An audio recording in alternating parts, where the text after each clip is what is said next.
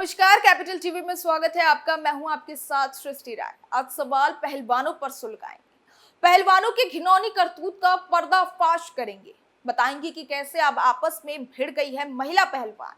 लंबे समय से धरने की आड़ में जो घटिया खेल पहलवान खेल रहे थे, उसकी अब पोल खुलकर सामने आ गई है। 23 अप्रैल से पहलवानों ने इंसाफ की मांग करते हुए धरना देना शुरू कर दिया, जो फ्लॉप होते होते अब पूरी तरह से विस्फोट हो गया है। कुश्ती संघ के अध्यक्ष ब्रजभूषण शरण सिंह की गिरफ्तारी की मांग करने वाले गोल्ड मेडलिस्ट के भेष में मक्कारों की टोली का काला सच अब सामने आ गया है, क्योंकि जिस केस को ढाल बनाकर इन पहलवानों ने इतने दिन तमाशा किया था, अब उन्हीं पहलवानों को सोशल मीडिया पर तमाशा बन रहे हैं। पहलवानों में अब ट्विटर वॉर शुरू हो गया है। एक दिन पहले ओलंपियन साक्षी मलिक और उनके पति ने बीजेपी नेता बबीता फोगाट और तीरथ राणा पर आंदोलन की सलाह देने का आरोप लगाया। उनके इस बयान पर बबीता ने पलटवार किया और कहा, जिस अनुमति पत्र को दिखाकर दावा किया गया है उसमें मेरे हस्ताक्षर है ही नहीं। ऐसे में तमाम सवाल सुलग रहे हैं। बबीता फोगाट ने पहलवानों के खिलाफ क्यों बयान दिया? क्या आंदोलन के लिए पहलवानों ने फर्जी पत्र लिखे? आंदोलन के खिलाफ क्यों आए देश भर के पहलवान? क्या पहलवानों के बीच शुरू हो गई राजनीतिक जंग? ये सवाल इसलिए सुलग रहे हैं क्योंकि धरना देने वक्त पहलवानों ने खूब हंगामा मचाया था। ब्रजभूषण शरण सिंह के खिलाफ लगातार गिरफ्तारी की मांग आज तक की जा रही है। आरोप लगाए गए थे कि ब्रजभूषण शरण ने नाबालिग लड़कियों के साथ अभद्रता की है, उनका यौन उत्पीड़न किया था, लेकिन सबूतों के नाम पर पहलवानों के सभी आरोपों की हवा निकल गई। इतना ही नहीं, अब तो पहलवान आपस में भिड़ गए हैं। दरअसल भारतीय कुश्ती संघ के पूर्व अध्यक्ष और बीजेपी सांसद ब्रजभूषण शरण सिंह को लेकर विवाद अभी थम नहीं रहा।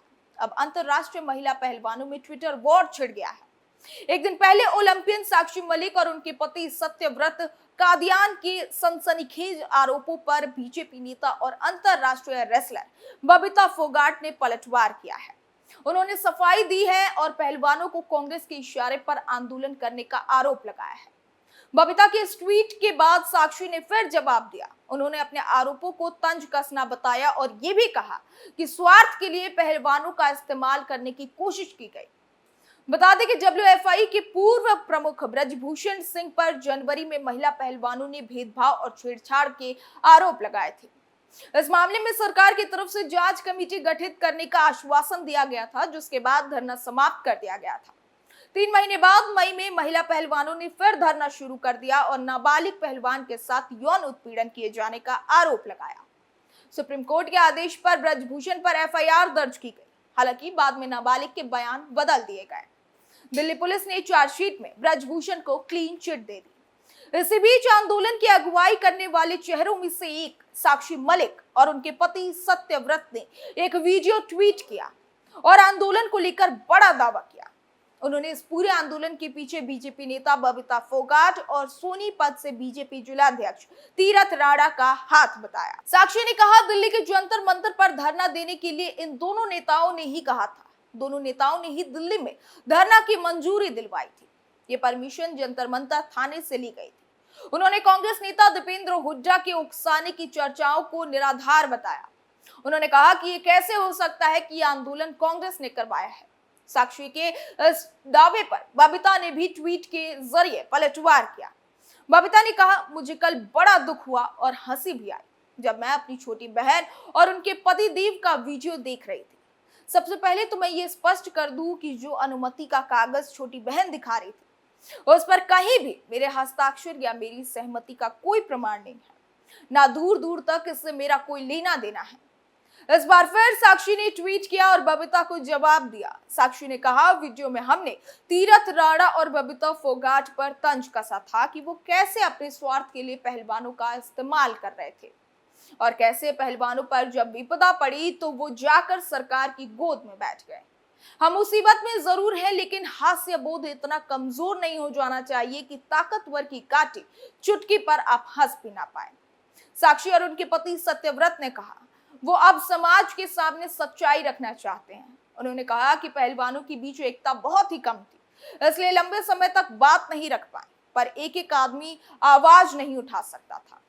कुश्ती में आने वाले सभी खिलाड़ी बेहद गरीब परिवार से होते हैं, उनमें हिम्मत नहीं होती है। इतना ही नहीं, इतनी बड़ी व्यवस्था और पावरफुल शख्स के बारे में आवाज उठा सके, ये सब आपने देख भी लिया। साक्षी ने आगे कहा कि इंडिया के टॉप रेसलर्स ने मिलकर आवाज उठाई, उन्हें किन हालातों से गुजरना पड़ा। बता दें कि सत्यव्रत ने भी कहा कि महिला पहलवानों ने मार्च निकाला तो उनको घसीटा गया। हमने कोई कानून और संविधान का उल्लंघन नहीं किया था, हमने धरना स्थल को हटा दिया गया।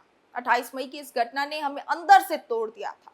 हमने देश के लिए अवार्ड जीते, मान सम्मान बढ़ाया, फिर भी हमारे सम्मान को सड़कों पर रौंद दिया गया। हम इतने आहत हो गए थे कि शब्दों में बयां नहीं कर सकते हैं। सत्यव्रत ने आगे कहा कि हम सबने मेडल गंगा जी में विसर्जित करने का निर्णय लिया, लेकिन फिर हम हरिद्वार में इस तंत्र की साजिश का शिकार हो गए।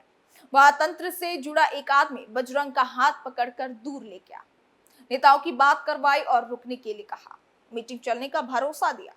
बाद में हालात ऐसे बन गए कि अगर हम मेडल बहाते तो हिंसा होने की संभावना बन गई। समझदारी दिखाई और मेडल बहाने से रुकने का निर्णय लिया। उन्होंने आगे कहा कि इस घटना के बाद हमें कुछ नहीं आ रहा था, कौन हमारे साथ है, कौन हमारे खिलाफ है, कौन तंत्र का हिस्सा है। हमें समझ नहीं आ रहा था कि किस पर भरोसा करें। इसी बीच हमें समझाया गया कि गृह मंत्री अमित शाह से मिलना चाहिए, सारे समाधान वहीं से निकलेंगे।